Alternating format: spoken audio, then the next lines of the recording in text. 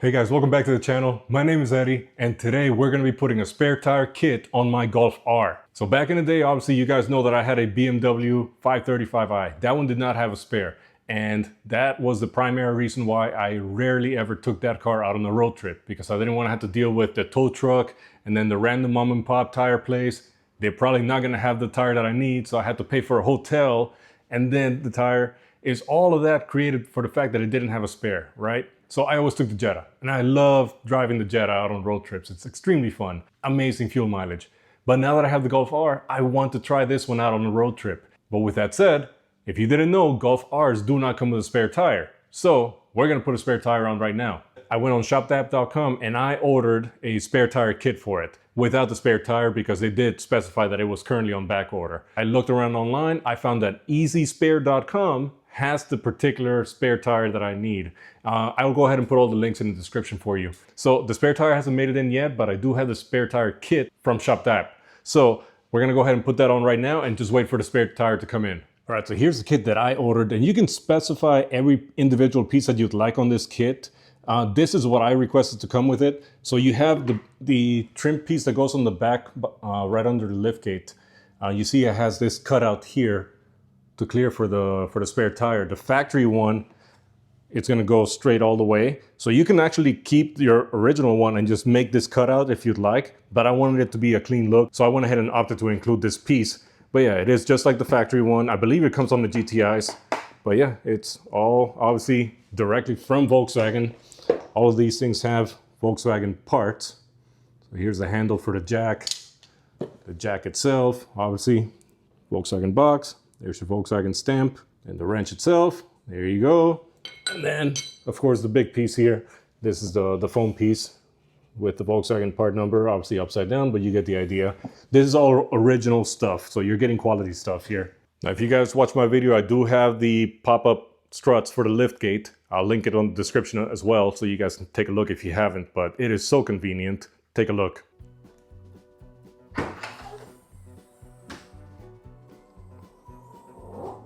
Yeah. All right, so this is what the trunk floor looks like under the cover. And you see there, I'd rather you guys find out now than find out later when you have a flat tire on your Golf R. You do not have a spare tire. All right, first thing we're gonna do is we're gonna go ahead and remove the subwoofer. There's a little tab right here. All you have to do is squish down on it and then pull back. There you go. The next thing we're gonna do is that we're gonna go ahead and remove this trim right here. All right, so the trick with this one is that you just have to pull it straight up. You have like 4 or 6 hooks that go down into the sheet metal of the car. And so if you pull it forward like this, you're gonna break all of them. Don't do that. Just grab from the bottom here and pull it straight up. You also have 4 little spring clips here. 1, 2, 3, 4. And they are also meant to come straight up. So again, do not pull forward, make sure you come up.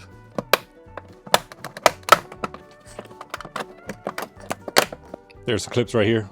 So there's 3 on each side, and then the spring clips.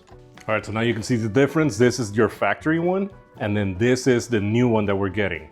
So you see the divot that they cut into it to clear for the spare tire. That's the difference. And again, you can make that same clearance on your factory one by simply cutting that out. I just wanted a clean look, so I decided to just go ahead and buy the replacement piece.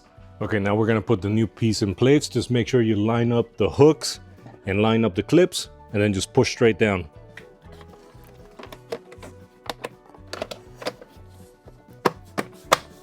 You see that now the plastic is over the rubber. We need to undo that. We need to get the rubber to come back over here for this to make a good seal. So in order to do that, you start pulling from one side and you just walk it all the way across.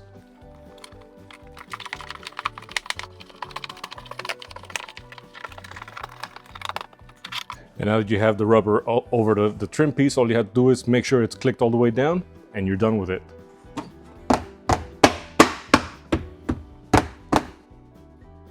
Okay, so now it's time for the foam piece. Notice this cutout here? That's where you need to line it up.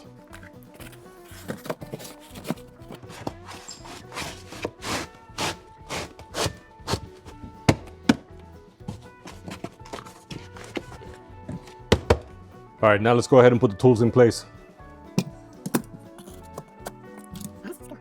Oh, there you go. Like that. Perfect.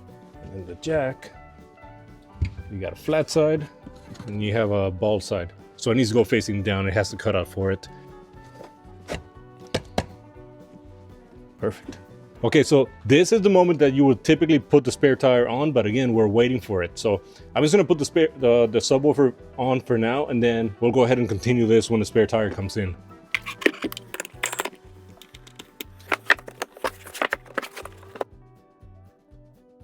All right, guys, so it's been a week and we got the spare tire here. Let's take a look at it now.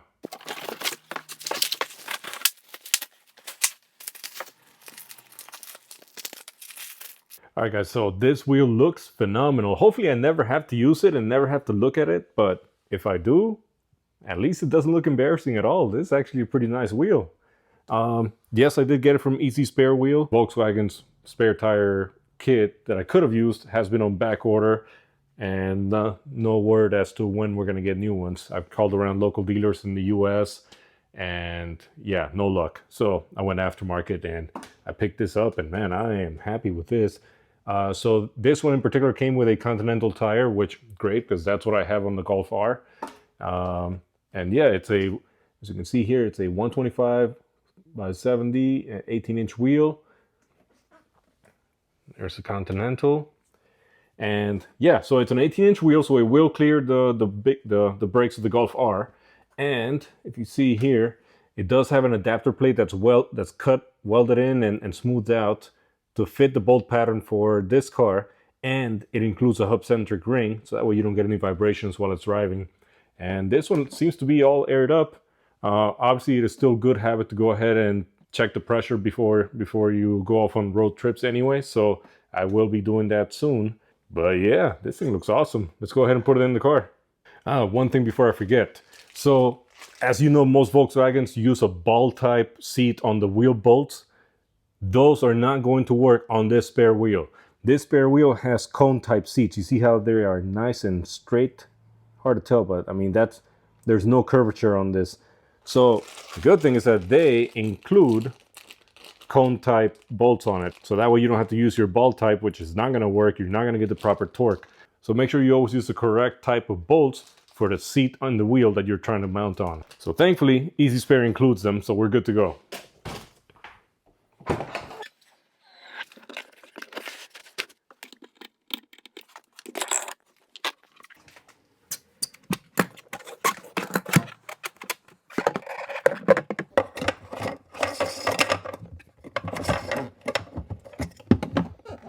Well, that's a problem that I wasn't expecting to run into.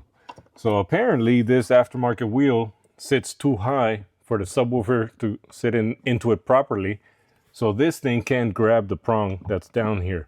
So I need to come up with a different solution to secure this stuff. Okay, so I just tried to install this without the subwoofer. And obviously at that point, this fits perfect. It tightens down perfectly. And I made sure that I can close this down and it lays down flat. So without the subwoofer, this is no problem. So the problem is with this here. So A, I either need to get a longer one of these, or B, a different subwoofer. I am betting that this is going to be a lot cheaper. So I will be looking out for this now. All right, so this should be the end of it, guys. So this is the factory bolt for the spare tire, which obviously isn't here. I guess this is the factory bolt for the subwoofer on the Golf R. Part number, if you can see that right there. Went to Volkswagen and I picked up this bad boy here. There's the part number. There you go. There. The first 3 digits of the part number changed. The rest is the same. All right, so clearly this one is probably too long for what the purposes that we need here, but that's fine. I'd rather have too much and that I can chop off the excess than come up too short and not even be able to secure the spare tire. And if you're wondering about the diameter, it is exactly the same as this one. The same bottom design. I did notice that the factory one has this foam on it, I guess to keep it from rattling. This one does not. So I'll be transferring this over to the new one, okay? But it is, as you can tell, same thread. So I can still use this nut here. Okay, I transferred the little foam piece. Let's go ahead and put it on now.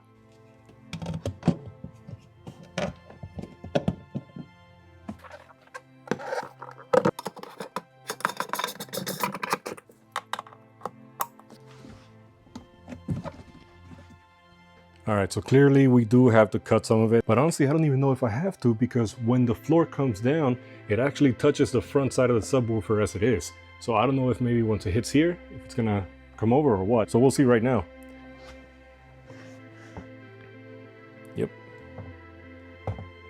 Yeah, that's not gonna work. For this here, I'm just getting a straight edge so I can get an idea of where the cut needs to be, and for this interested level. So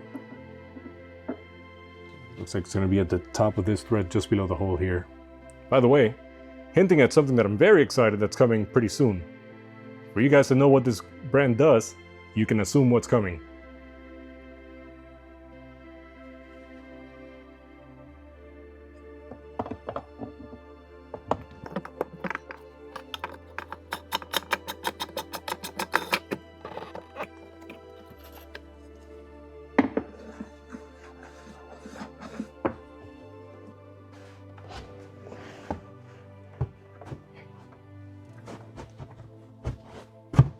I'm not exactly sure how I feel about this floor having some play like that, so I'm gonna go out for a drive in some bumpy roads, which I live in Oklahoma, but there's bumpy road everywhere here. So I'm gonna go and see if I can even hear this. Hopefully I don't hear anything, because if that's the case, this is a win. All right guys, so I just got back and I'm happy to say that I did not hear this thing bouncing around at all. I did hear the usual MQB platform noises that happen when you go over bumpy roads, but thankfully this trunk floor or cargo area floor thing, I did not hear any noise from it. So this is a win. I am happy with it. Anyway, I just wanted to show you guys another option that you have in case you wanted to add a spare tire to your Golf R like I did. Again, I got the kit from ShopDAP, but I got the spare tire itself from EZSpare. And none of this is sponsored. I did buy this on my own. I am very happy with it. You know, like at the end of the day, even for this uneven floor back here, it doesn't make noise. So I mean, if I'm not looking at it, I'm not aware that it's happening, number one. And number two, it's giving me the peace of mind of finally having a spare tire. Yeah, I think it's a win-win. So if this is your daily driver and you actually care about that kind of stuff, you know, as I've gotten older, I kind of care more about this stuff and less about going fast. So adding a few pounds here to get me that peace of mind is absolute gold. I highly recommend it. Anyway guys, I hope you liked it, and if you did, please give me a like, consider subscribing, and like I always say, more projects coming your way for the Jetta and the Golf R. Thank you so much.